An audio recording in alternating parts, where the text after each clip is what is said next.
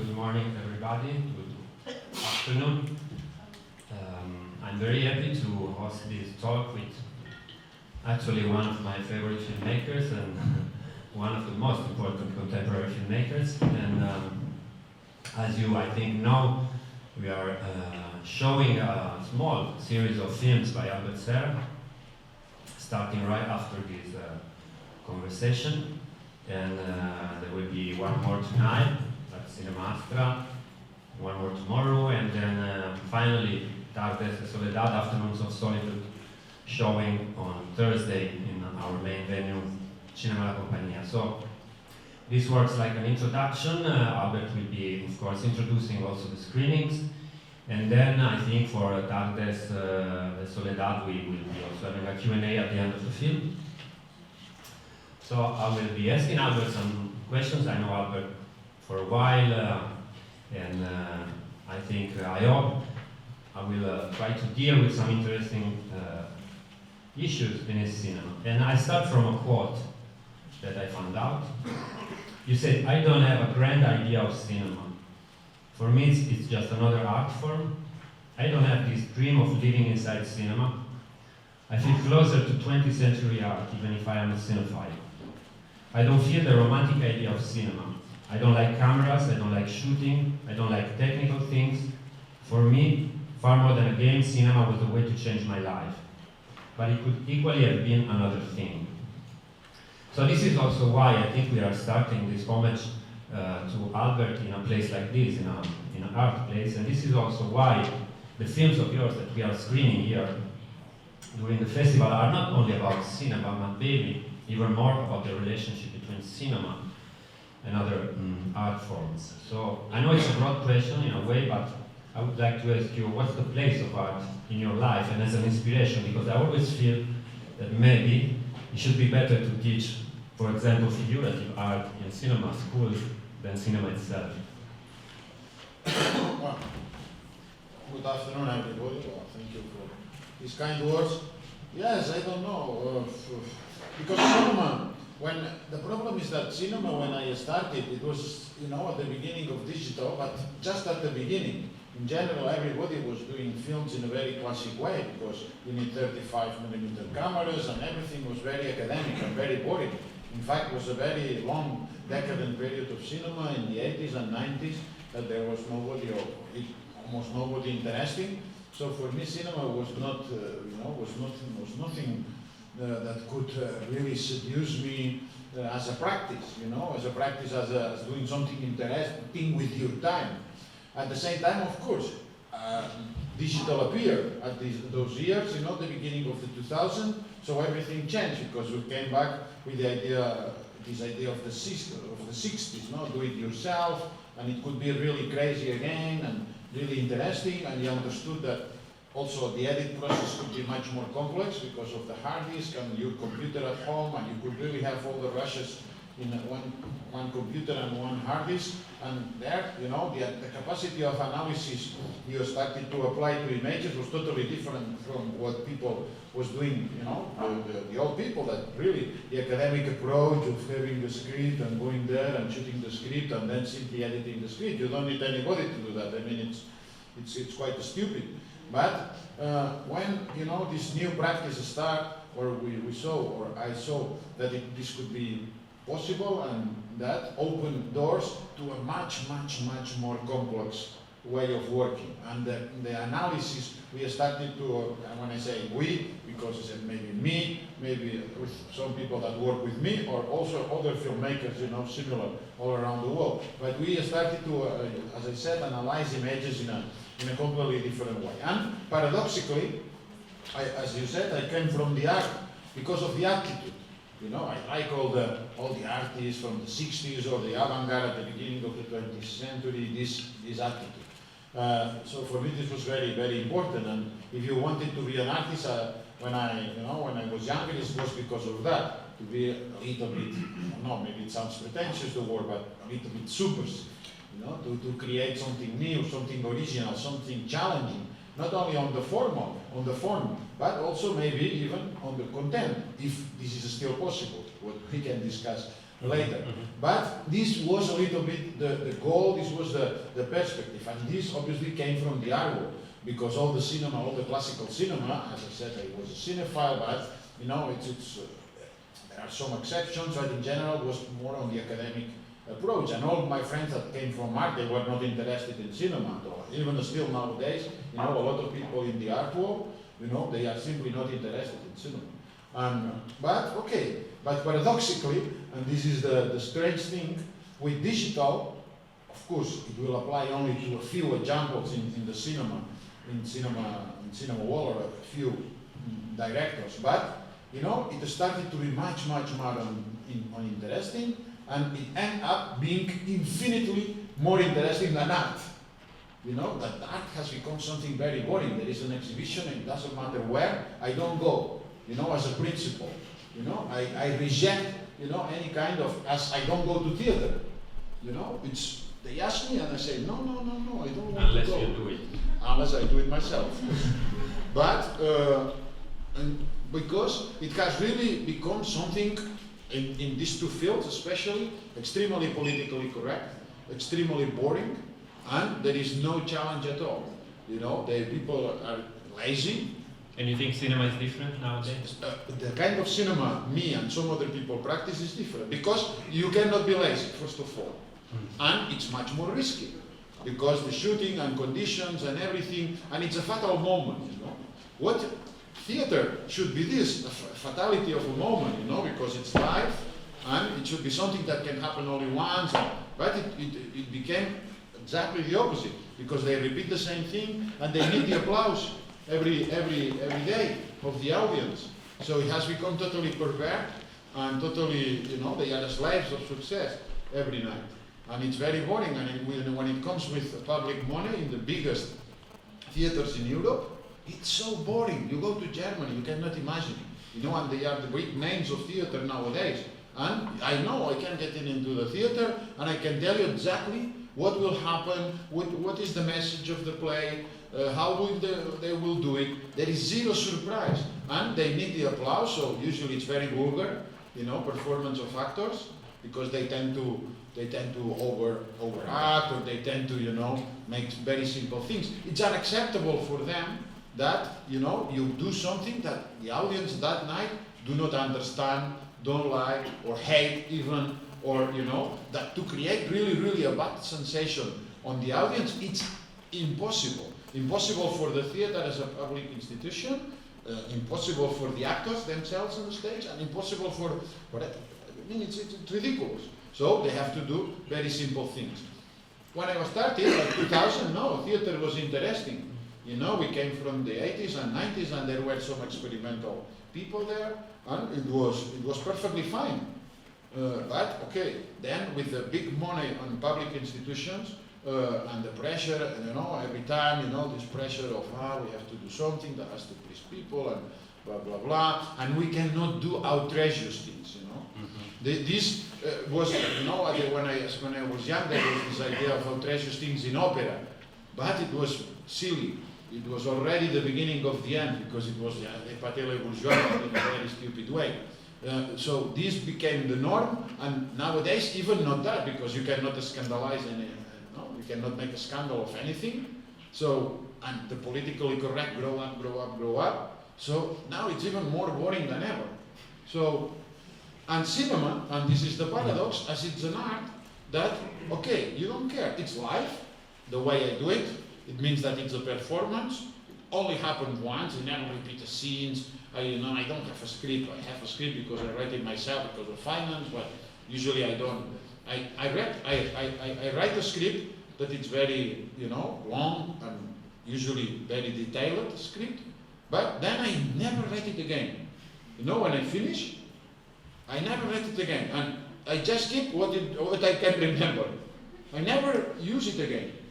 You know, not on the set. Not on the set. People of production, maybe they use it. Of course, we'll use this place, this decor, this other decor, and there will be these characters. But this is already in my mind. But I mean, on details, I don't like to. You know, it's bad luck. It's I don't know. I have and I don't give it to the actors either. So it means that it's a real performance. It's a real fatality. So the risk is there. It's really there. It's But what do you mean that you don't give it to the actors? How do I have none of my actors except Jean-Pierre Léo, because he was totally obsessed of reading the script, and at the end I have to give it to him. But none other, any actor in my life, nobody has ever read the script. So you tell them the story? Not necessarily. What is the difference? What is the difference? What do you mean? Why? I mean, if you Not see just a line. I mean, yes, if line you see out. an actor, if you see an actor here that has read the script, or you see the actor that hasn't read the script, and they just say, go there and talk about this or whatever, I don't know. You will not see the difference. Why you have to give it to? Well, I will see the difference that it will be a worse performance. The one I know why who you has it. do that. Yeah, of course. Yeah. But apart from that, so I mean, I wanted to say this. This has become the risk of theater. The fatality of theater, it's there. No, so we appropriate and people, it's free because the film will be released two years after the shooting. So it means that people is there doing these kind of things and they don't care, because they don't have the pressure of the audience or to please the audience and even to please me because it's very long. Well, not very long. My shootings are very short. Are always the same length, but it's quite strange. Really? Yes. For each film? All films. They have been, maybe, at the beginning was even shorter, at the first film or second, but from the third film, it has always been like 4 weeks. 4 weeks, 6 days a week. And now it's 4 weeks, 6 days a week, plus 1 or 2 days of retakes. But always it has been in the last, maybe 15 years. Without a script? Without a script, or the script we have, I don't know, I wrote it, I like it, to write the script. Because, first of all, of course, it's your ideas. And secondly, because all the people get very impressed. The crew, all the people that works with me, if I say I will go and I will, I go to a shitty place always, I don't know, a change, but always, I don't know, for example, the last time I wrote the last script in a neighborhood, in a Turkish neighborhood in Cologne, in Cologne, in Germany, can you imagine? There is the most ugly place in the world. So, but it's good because you don't have distractions. So I said I go to a place like this, and then 10 days after I come back with a very long script. So everybody is very impressed because the script is good. And they say, fuck, nowadays that nobody can write, 2 single lines, especially, the young people, that they have the brain totally destroyed. So you just come back, and all the young people that now, of course, I work with younger generations, some of the places, some of the people have always worked with me, but some of the places with younger people, and they are very surprised. Fuck, he said that he will go to write the script, and he comes back, and he has the script, and in just 10 days, So it's very useful, because they have a lot of respect from that moment onwards. So this is useful, but just to finish, I said that I pick up this risk because it's a fatality of theater, because it's a shooting and people has the pressure, because the artistic pressure is always there, because we will not reshoot, it's impossible because of the money, so it means that what you do every second, it's what you will remain, and there is, strong pressure, and I especially, take care of putting even a stronger pressure and harder pressure to the actors, but at the same time, it's not the audience that it's there like in theater. The film will be 2 years later, who cares? Mm-hmm. So this, I think, it was very interesting, and also from the art, I don't know, we took this idea that it could be subversive, that it could be really, because art world was always this idea that life and art is together. We have in mind these crazy artists of the 20th century. Their own lives were poems. They were living the life that this was. What fascinated us at the same time. That we were fascinated by the work. Not all, but in general, this was part of the attitude, of course, especially since surrealism, Jean Lavie, or even in the 60s. This was the main ingredient. In cinema, there is a lot of public money too. But it's used differently, because it's a lot of money for a project where it's very chaotic and there is no guarantee that things will happen correctly. But of course, if you do the ridiculous, pieces of art that you can see everywhere, there is no risk there. So it's public money, just what? To keep the money. you know, not even to throw it away. It's to keep the money, you, as an artist, and to, obviously, to live a more conventional and a stupid life, because they do not spend the money in making the work, because it's not expensive, and it's not, so paradoxically, you know, we, the filmmakers, cinema, we pick up, we stole this idea of that life and life and art, you know, was deeply connected. And of course, what is very logical with cinema, because we are there in a shooting, and you know, and it's a representation or it's real life. Who knows? Who knows where is the line where representation starts and you know real life fades? No, you know, we don't know, and especially with digital, and especially the way I shoot, there is no difference. So we really, you know, pick up this idea from the art world of the connection, and also, of course, the fatality of theater, and we create something really magic that paradoxically, as I said, when we came from the 80s and 90s and, you know, was boring the cinema, and now it's much more interesting than all other arts, well, literature apart. Thank you. I also want to ask you about your relationship with technology. Yeah. Apparently you live with no internet connection. No. You don't have WhatsApp, I know that. And but more than that, what do you think of this discussion about the use of artificial intelligence, you know, in the art scene, Well, and cinema especially? For me, Is it dangerous? No, it's good. I think it's a very creative thing. I am dreaming of that. For example, because now I will do a Russian movie, you know, a movie in Russian, and I want to put my actors, one or two of them, my Catalan actors. And I said, fuck, with artificial intelligence, they will speak Russian perfectly. You know, it will be totally crazy. You know, and it's fascinating. Because, you know, for example, in Pacific Fiction, we had a lot of problems. We didn't have this technology yet. I experiment a lot already with this technology, and I know how to do it. Because I don't like to touch myself the things, but I am very technically skilled in general.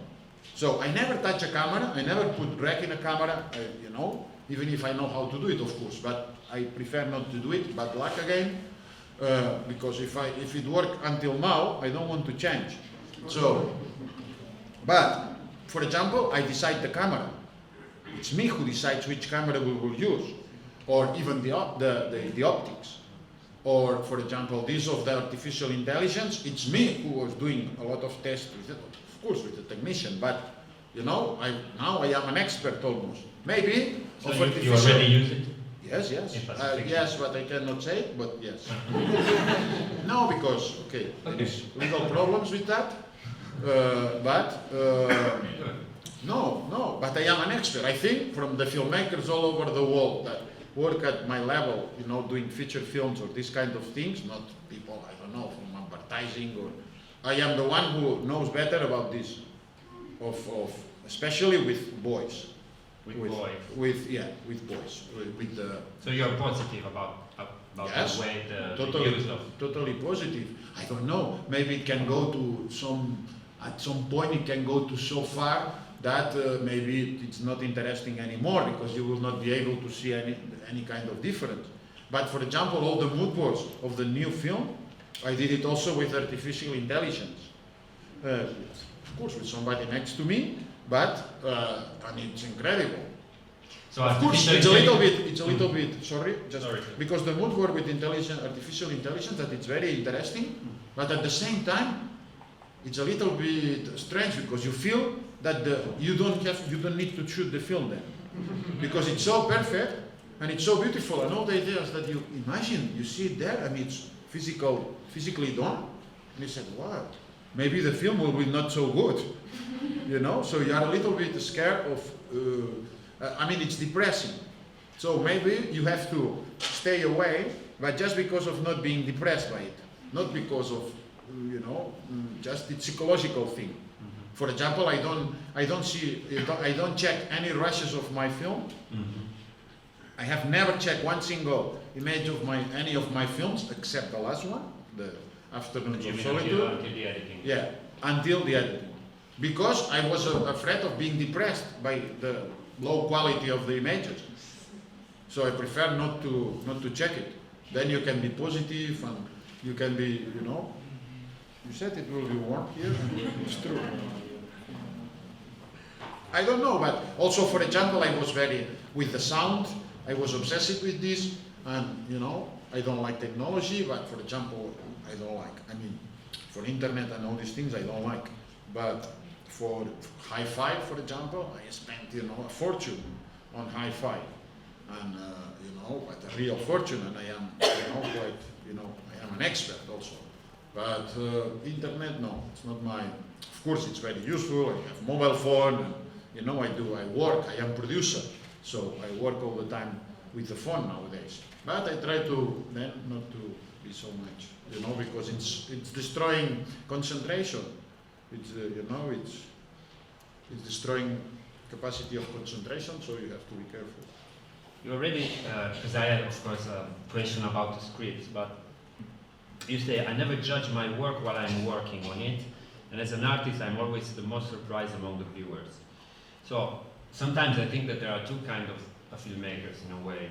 The ones that, like in a Kubrickian style, you know, they have everything perfectly planned, and others that use and live the process of filmmaking as a discovery, you know, as a moment of revelation. So you feel you are in this kind of side, and in which way you can say your process of filmmaking is a revelation, and of what? What revelation? Yeah. I mean, revelation. In fact, the goal. Then it happens that there are images involved.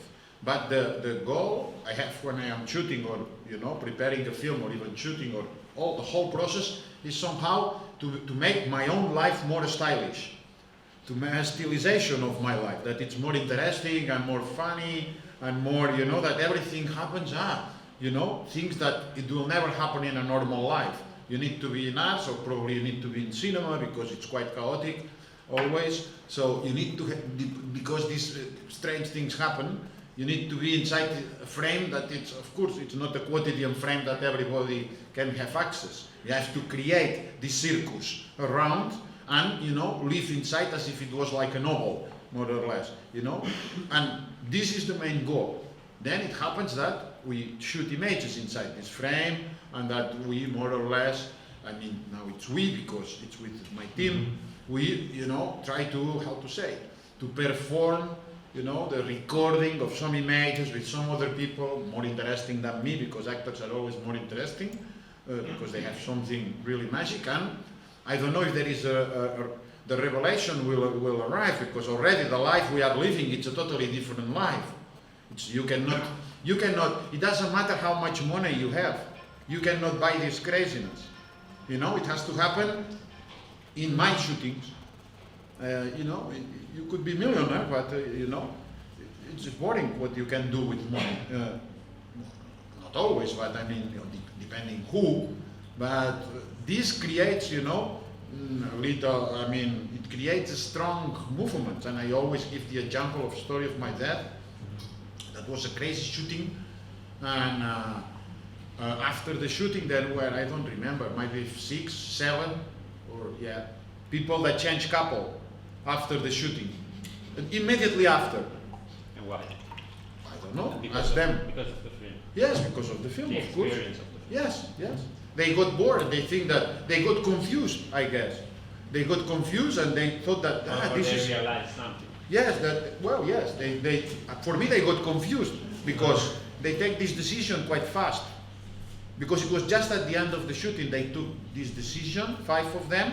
One was married, the other one was, you know, she just rented an apartment and was going to live with the partner, you know, in the coming week. The other one, I don't know, were established couples, the other one not so much, whatever. And they immediately, but then, I don't know, because the shooting was over.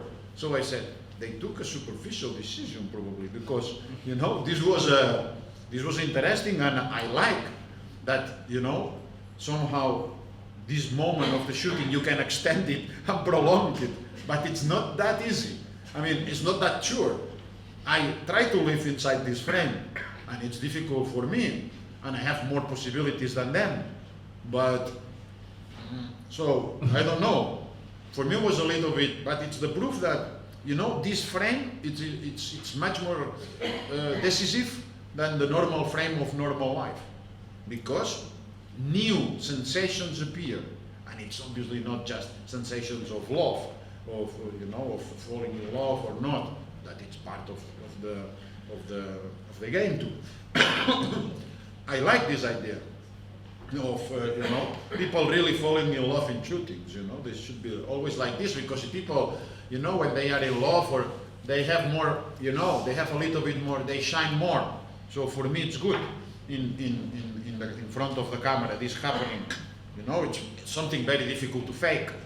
I think it's impossible, because I have the theory that there are a lot of things in life that are impossible to fake, or faking it will never have the same quality in front of the camera than the real thing.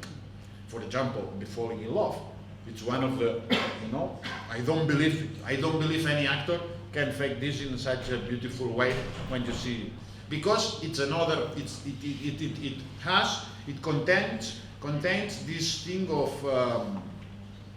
of innocence, you know? Falling in love, somehow it's an activity that implies innocence. And innocence, it's really impossible to fake for an actor. Because you have to be innocent. It's a paradox, but I'm sorry, but it's what it is. Somehow this is a crucial point of also the homage that we are paying to you here, because I think that the idea of the performance of the actor is very central in your work. And it will be particularly evident in films like Soleil, Tonight, and also Tardes de Soledad, Afternoons of Solitude. So I heard you say some very bad things about the actors, no? But as a professional and human beings. But Yes. you also wrote, Yeah. and I suggest you to read this text that is on your website, a beautiful text called The Dramaturgy of Presence, based on some writings by Manny Farber, which is a very estimated film critic and also art specialist. And it started by confronting the how do you say, the mechanic purity of Buster Keaton and Lauren Hardy, and then going through the progressive intellectualization of Chaplin's work, and in a way also, you said, making literature with images, which Yes. could be a danger of a lot of cinema. So you pointed out that an actor should offer no significance, but be the emotion that derives of the dramaturgy of its presence. This is why the actor should avoid the emergence of psychology. So I think with an actor, or maybe even better with a performance, what you're looking for is something immanent. We can say, you said the deep mystery of pure presence. I would like to say, you to say something about Well, it's what we said, because if you get, I like to be in representation, but the representation has to be like when you get so confused that that the representation is something, how to say, it's part of your life. We can have both, of the best of both worlds, because we can be in the totally artificial, was one of my obsessions, and with the films here, you know, this is even more visible and pure, the artifice of everything, and how, you know, this artifice combines very good with this idea of, you know, make your life more stylish, because, you know, why not? You know, you are there, you have the money, so make it as artificial and absurd as possible, you know, to have a little bit more fun. So this representation, it's good, but all this, you know, frame disappears on the final image. So it means that what it remains, it's not the representation, because the code we will read the images will always be that this is, you know, director style, that this is the truth, that, or, you know, if not, it would be a Brechtian film, if we are all the time, you know, with the sensation of representation there. So, but we don't, because cinema, because of the power of the big screen, the sound, I don't know, the light, the edit, you know, can create somehow an hypnosis that it's really, you know, you really fall trapped inside this, and it's very difficult to, you know, to be there just analyzing, you know, and it's not, and for the reason also when I am, as I said, when I am shooting, I am never analyzing. that I am shooting, because I want to be in the same position as the spectator in the cinema, not not putting questions, just being concentrated and somehow being overwhelmed or being penetrated by the film. So, I mean, what it remains at the end, this reverberation, without the frame of the stylization or the artifice, because the artifice will be always there, because it's what it's deforming the content, and you decide the subject, you decide the mise en scène, and you decide a lot of things, and you make things, for the reason I like to put things difficult to actors, to be really something that it's very far from what they are, or very far from what they want to do, or always something that it's unpleasant for them, that because it's this artifice that I want to create. But okay, again, this will disappear, and the purity of what will remain. This will be like a cover, non-visible, invisible cover, the artifice. But what will remain is the presence, and this is what I like, because I get bored with the stories,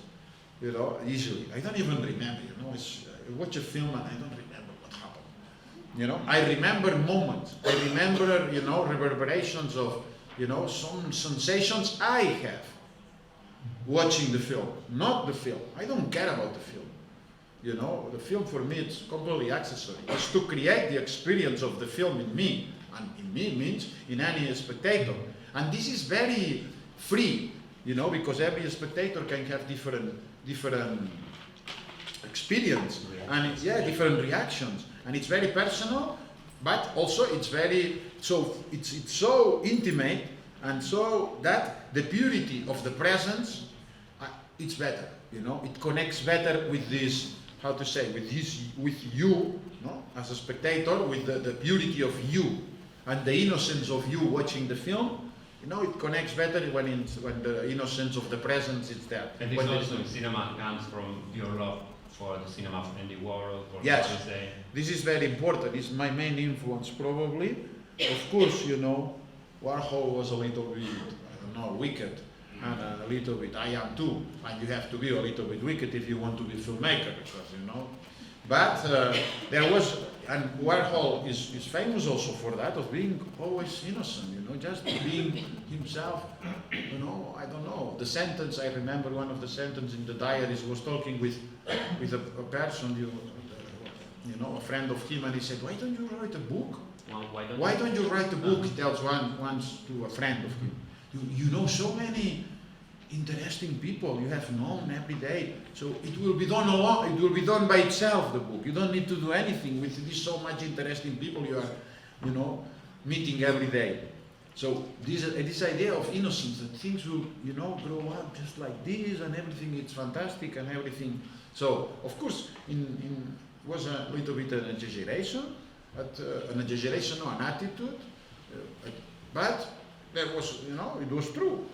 And in fact, it was always there to create things with whoever, like the music of Velvet Underground, or I don't know, a lot of artists and all kinds of things, and magazines, and then art, and then films, and whatever, this curiosity, it's a little bit the point. And the curiosity, if it's real, it has to be based on the presence, because if not, and again, that, I don't know, maybe in the frame of American cinema, classical American cinema, okay, this more conventional approach can work, and we can still believe in that because it's very codified, and we see it as an iconic thing, not as a real thing, but okay, it's so powerful that it becomes iconic.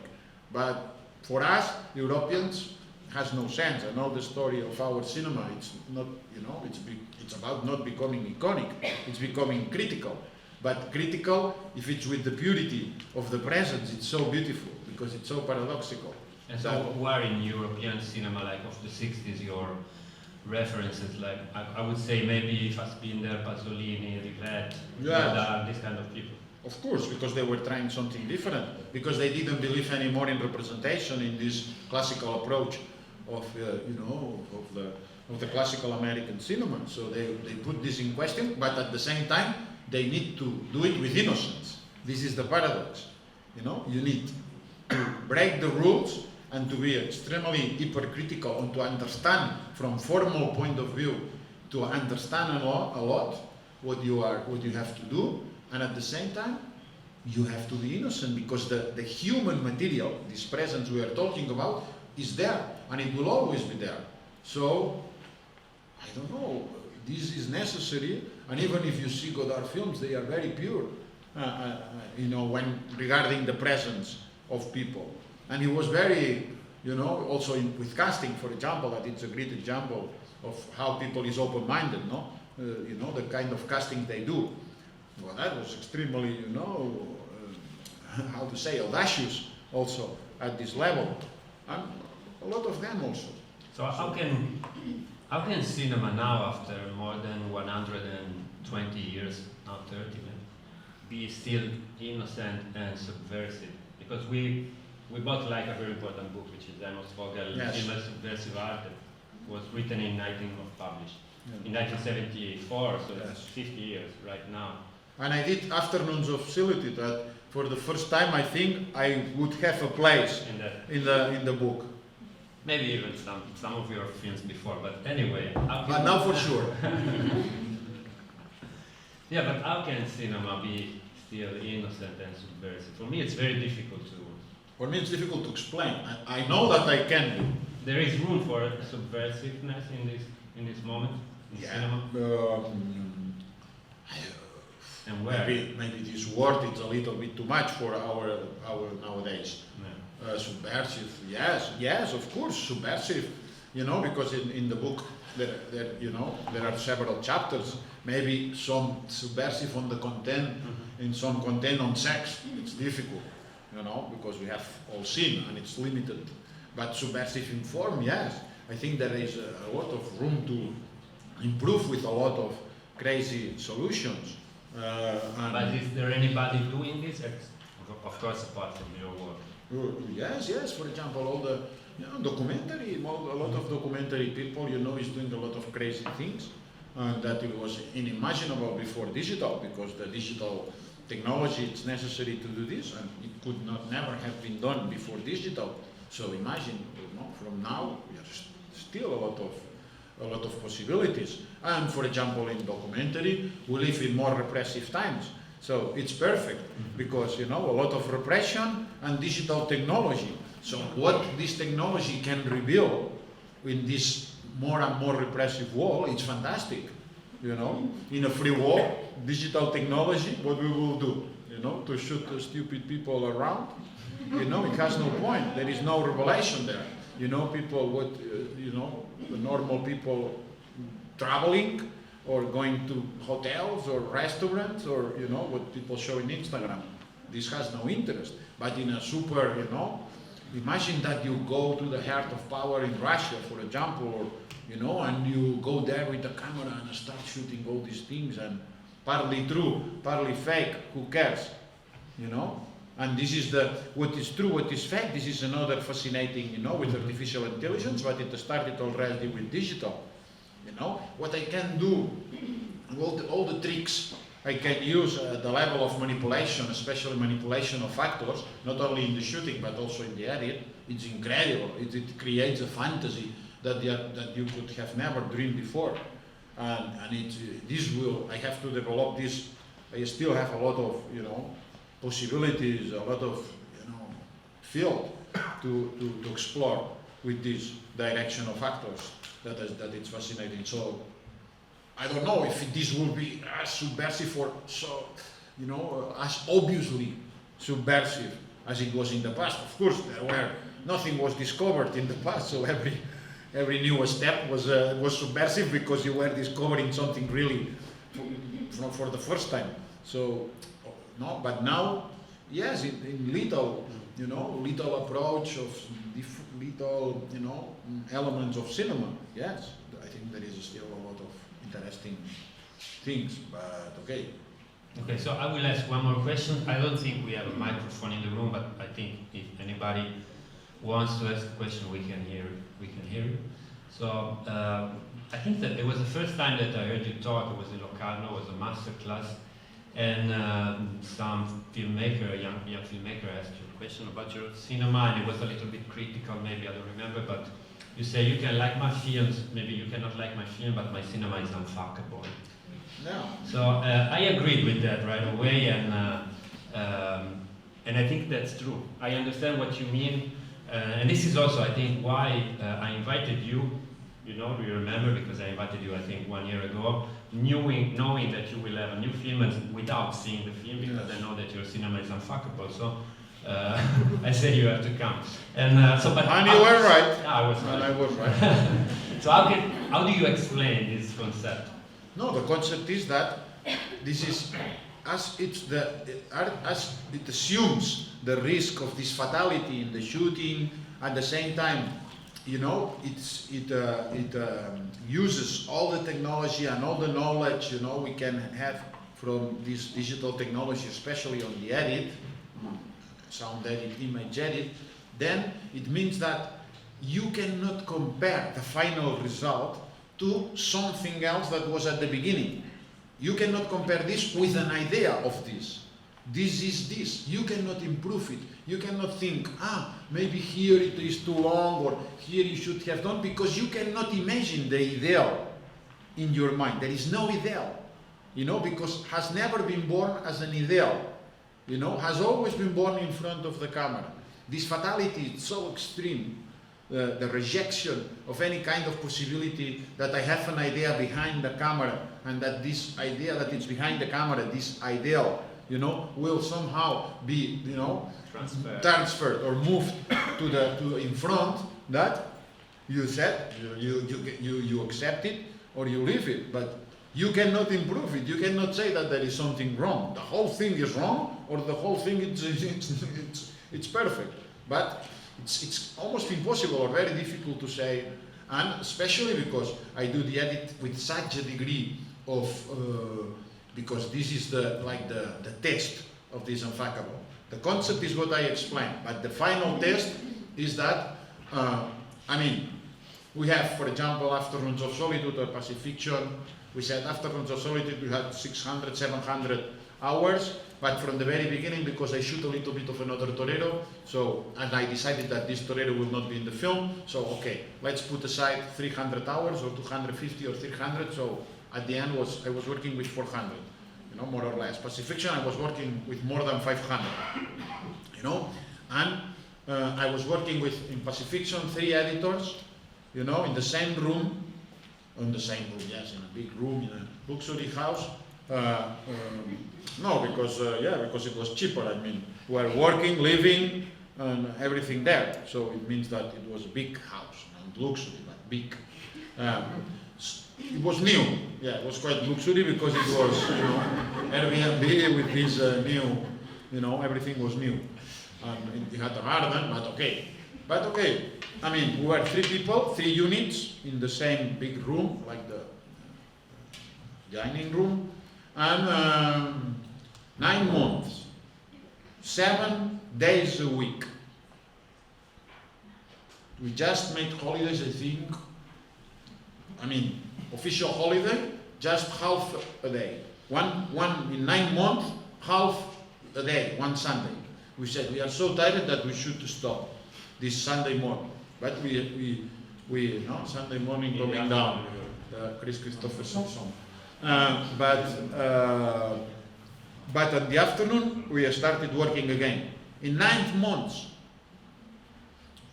here in Afternoons of Solitude was 2 editors, me and another one, 2 units, same room, not same place, but I mean in the same room we were working, because it's beautiful. Because and the editor is new or somebody that you use? I will explain that. But just to finish, sure. 7 months, 7 days a week, the same story. You know, there is nobody in the cinema where, in the level where I work, or the kind of films we do that, you know, that does this. Nobody, 0 in the world. 6,000 million people in the world, 0. So, and when we finish the film, always, we are absolutely convinced that it's impossible that anybody can do a better edit or can even improve this with one single shot or change 1 second or 3 seconds or whatever. Impossible. Because whatever, anybody can come there and think, we already thought it before. It's impossible. Zero chances. Of course, we show the film to a lot of people before closing the edit. A lot of people around, people connected, people not connected with us or with the film, and we listen to everybody. And it's not that we believe that we are like gods by itself. It's in contrast and in constant check with reality, opinions of other people, blah blah blah. But when it's closed, when it's done, it's impossible. Literally impossible. Impossible to do and impossible to improve. So for me, this is the test, and it's necessary. And to answer your question, now I am working in recent years on the edit with the cinematographer. We are doing the editing because for me now, if a cinematographer doesn't edit the film, for me it has no point. I found it completely superficial and stupid. So, as nobody is doing it, all other people are superficial and stupid. Because you are doing the images, well, in my context, because it's 3 cameras, my cinematographer, that by the way, he was working with me in production at the beginning. First, he made an interview. Then I said, do you want to work with me in production several years? Then use one. He said, I want to use the camera. Okay, use the camera.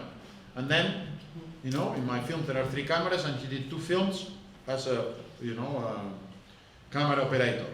And then I thought, why do we need these people, outside people? We use, people here, and I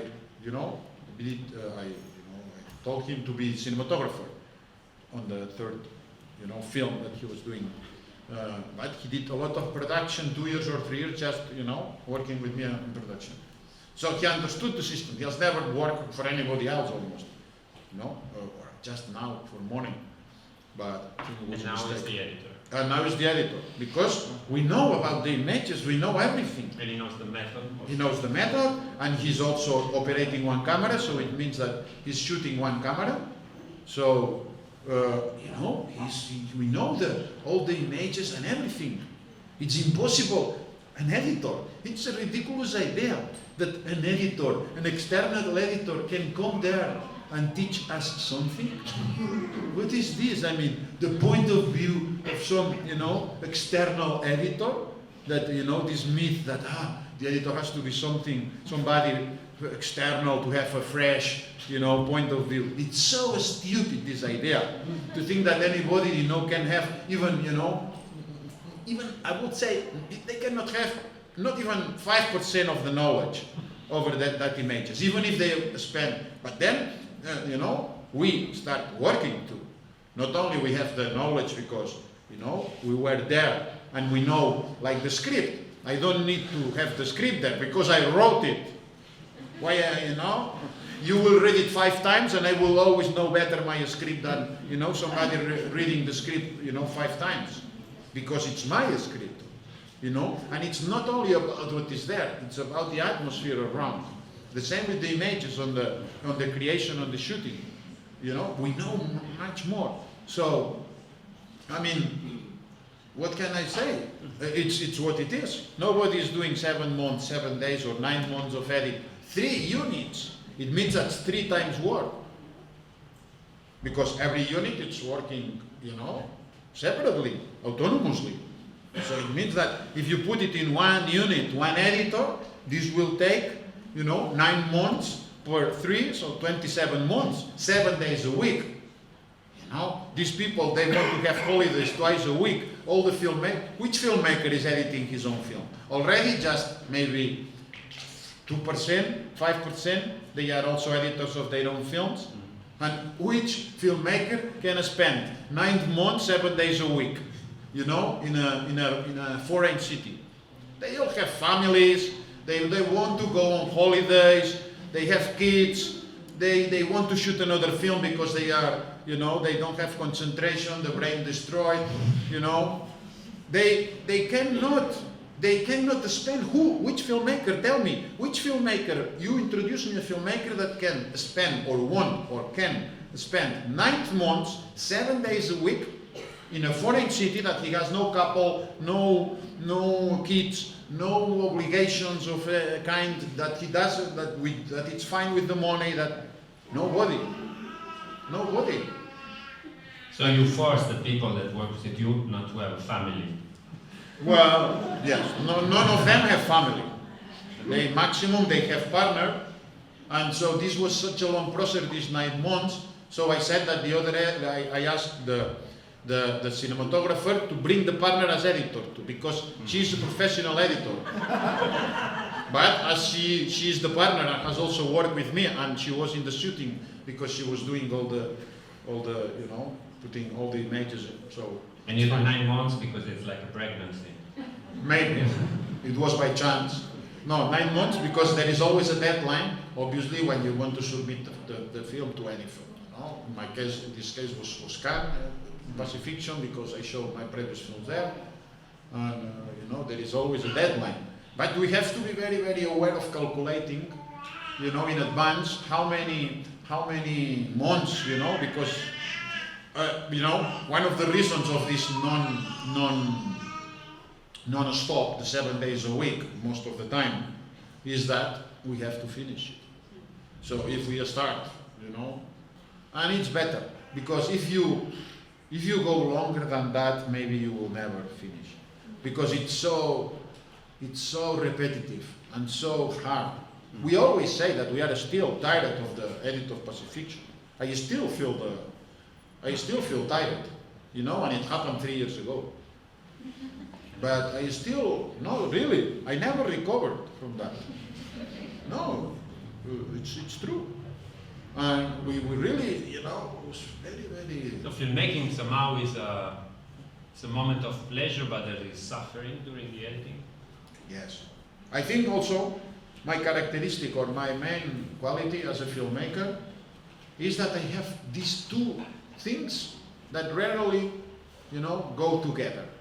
That are the acceptance of the total chaos with quite, this acceptance or even this love for chaos and for unpredictable things and taking the risk not very seriously, even if, it is because it's money involved and I am producer also of my own films. But I like this moment, and it's, as I said, it's living inside your own novel and, make your life more stylish and blah, blah, blah. So I like it and I assume the risk and this chaos, and I am a great fan of this chaos. And at the same time, to have the same person that it's me in this case, to have the, the discipline and extremely boring, analytical approach of, checking all images, editing the film, that this requires totally, another part of your soul or your body or your character, because usually somebody that has love for chaos, then, it's not this... Not organized. Yeah, you can be very organized, but it's strange, both things.